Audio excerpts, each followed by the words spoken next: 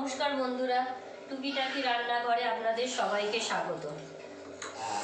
আজকে আমি বানাবো এই যে কাতলা মাছ। কাতলা মাছের মধ্যে আমি একটু নুন হলুদ মাখিয়ে নিয়েছি, আর তার মধ্যে একটু তেল দিয়ে দেবো। খুব সামান্য একটু অল্প একটু হাতের মধ্যে তেল নিয়ে এই যে দাঁড়াও নিয়ে আসছি। ব্যাস, নুন হলুদটা ভালো করে মাখিয়ে নেবো। আজকে আর লঙ্কার গুঁড়ো মাখাচ্ছি না। ডেলি লঙ্কার গুঁড়ো সবসময় তো দিই না, কালারের জন্য দিই। তো আজকে লঙ্কার গুঁড়ো না, আজকে নুন হলুদ আর একটু তেল দিয়ে কাতলা মাছটা মাখিয়ে নিলাম। কড়াই বসিয়ে দিয়েছি, কড়াই গরম হচ্ছে। এখানে আমি একটা টমেটো গ্রেট করে নিয়েছি।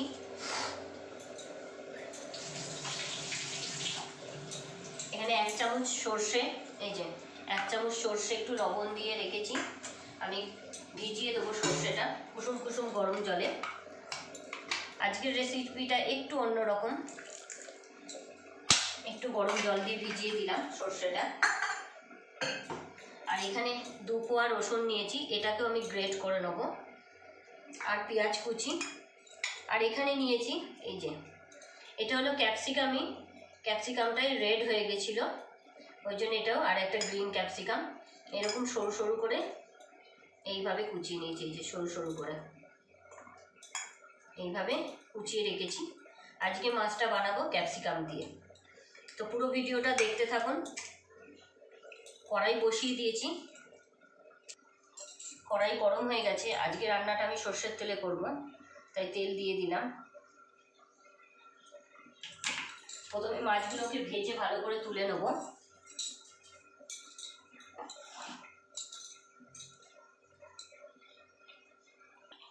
এখন তেল গরম হয়ে গেছে, মাছগুলো ভেজে নেব। দুটো দুটো করে ভেজে নিই, বড় বড় মাছ তাই দুটো করে ভেজে নিচ্ছি। দেখুন মাছগুলো ভেজে তুলে নিয়েছি, একটু লাল লাল করে ভেজেছি, কড়া করে মাছগুলো ভেজে তুলে নিয়েছি। আর তেল দেবো না, এই তেলেতেই একটা মিডিয়াম সাইজের পেঁয়াজ কুচিয়ে রেখেছিলাম, পেঁয়াজ দিয়ে দিলাম। আর 2টো চেরা কাঁচা লঙ্কা একটু ভাজা ভাজা হয়ে যাক। এবং পেঁয়াজটা একটু ভাজা ভাজা হয়ে গেছে। এখন আমি এখানে যে টমেটো আর রসুনটা 2টো রসুন নিয়েছি, মানে একটু বড় সাইজের কোয়া। এই 2টো রসুনকে গ্রেট করে রেখেছি, আর একটা টমেটোকে ছোটো টমেটো গ্রেট করে রেখেছি, দিয়ে দিলাম।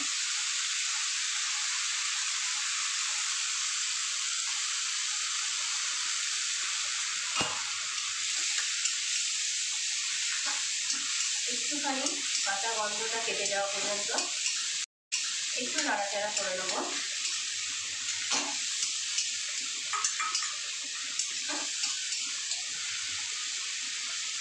এরপর আমি একদম গ্যাসটা কম করে দিয়েছি। এখন আমি এখানে হলুদ গুঁড়ো আর কাশ্মীরি মির্চি দিয়ে দিলাম কালারের জন্য। অল্প জল দিয়ে দিলাম।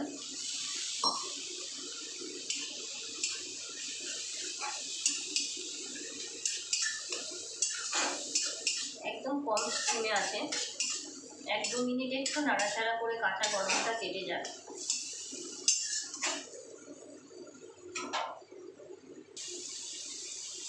দেখুন তেল ছেড়ে গেছে। নতুন বন্ধু যারা আমার ভিডিওটি দেখছেন অবশ্যই আমার চ্যানেলটিকে সাবস্ক্রাইব করবেন, আর সাবস্ক্রাইব করে বেল আইকনটি প্রেস করতে ভুলবেন না, তাহলে সবকটি নোটিফিকেশান আপনাদের কাছে পৌঁছে যাবে। আর লাইক করবেন, শেয়ার করবেন অনেক বেশি করে, আর কমেন্ট তো অবশ্যই করবেন সবাই। যারা সুন্দর সুন্দর কমেন্ট করেন, আমি হয়তো সঙ্গে সঙ্গে রিপ্লাই দিতে পারি না, কিন্তু আমি পরে দেখে সবাইকেই রিপ্লাই দিই। আর সবাইকে অসংখ্য ধন্যবাদ যে কমেন্ট করার জন্য, এইভাবে আমার পাশে থাকার জন্য। এখন মশলাটা ভাজা ভাজা হয়ে গেছে। এখানে আমি যে 1 চামচ সর্ষে ভিজিয়ে রেখেছিলাম, সর্ষেটা দিয়ে দিলাম। আমি বেশি সর্ষে দিইনি, মানে সবসময় রিচ করে রাখে, কখনো কখনো একটু হালকা মশলাতেও ভালো লাগে খেতে। অল্প জল দিয়ে দিলাম। এই সময়তে এখন আমি ক্যাপসিকাম যে কুচিয়ে রেখেছিলাম, এই যে রেড আর গ্রিন, এই ক্যাপসিকামটা দিয়ে দিলাম। আমার কাছে রেড ক্যাপসিকাম ছিল বলে দিয়েছি, আপনাদের কাছে না থাকলে এমনি ক্যাপসিকাম দিলেও হবে গ্রিনটা। এটা দেখতে সুন্দর লাগবে বলে আমি 2 রকম ক্যাপসিকাম দিয়েছি।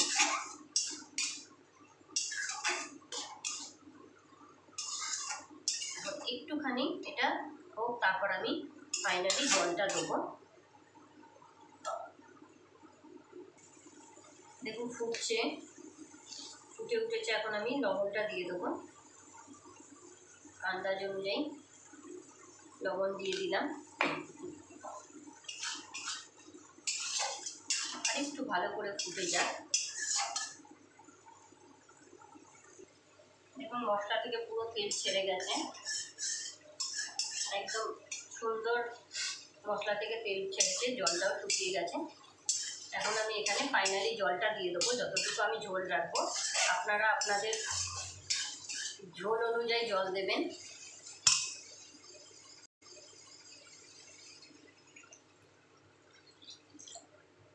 আমি এখানে 1 গ্লাস মতো জল দিলাম।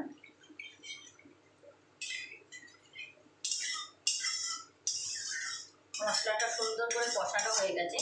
মশলা যত কষানো হবে তার টেস্টটা ততই ভালো হয়। মশলাটা কষানোর উপরই আর এখানে ক্যাপসিকাম দিয়েছি, এটা মাছের ঝোলের টেস্টটা একদম আলাদা রকম করে দেবে। মানে টেস্টটা এত ভালো লাগে খেতে ক্যাপসিকাম দিয়ে মাছ দিয়ে। এখন আমি মাছগুলোকে একটা একটা করে দিয়ে দেবো।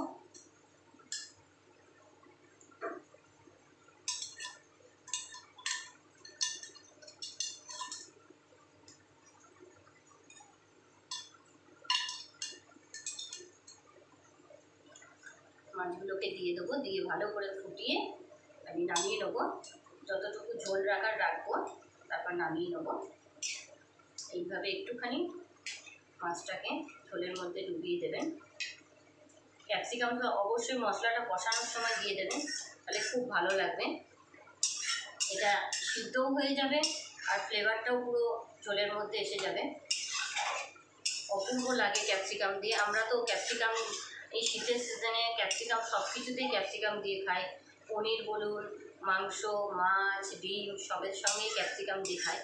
কারণ ক্যাপসিকাম সবজিটা এত ভালো লাগে, ডিমে দিলেও খুব ভালো লাগে। এটা ভালো করে ফুটে যাক, তারপর নামাবো। দেখুন পুরো রান্নাটা আমার কমপ্লিট। এতটুকু ঝোল রাখবো, কারণ ক্যাপসিকামের ঝোলটা ভাতে মেখে খেতে খুব ভালো লাগবে। একটু আমার গলায় ডিস্টার্ব আছে বলে কথা বলতে অসুবিধা হচ্ছে। আমাদের এখানে ঠান্ডা পড়ে গেছে, তো সবারই একটু সর্দি কাশি এটা তো লেগেই আছে। আর আমি ঝোল কমাবো না, আপনারা চাইলে আরও ঝোল যে যেমন খাবেন সেমনি অনুযায়ী করবেন। এতটুকুই থাকবে। আমি গ্যাসটা বন্ধ করে দিলাম, আর আমি এখানে কিচ্ছু দেবো না। এখন আমি নামিয়ে নেব। দেখুন কতটা সুন্দর লাগছে দেখতে। কেমন লাগলো অবশ্যই কমেন্টে জানাবেন। আজকের ভিডিওটা এতটুকুই। আবার আপনাদের সঙ্গে নতুন কোনো রেসিপি নিয়ে দেখা হবে। Bye bye.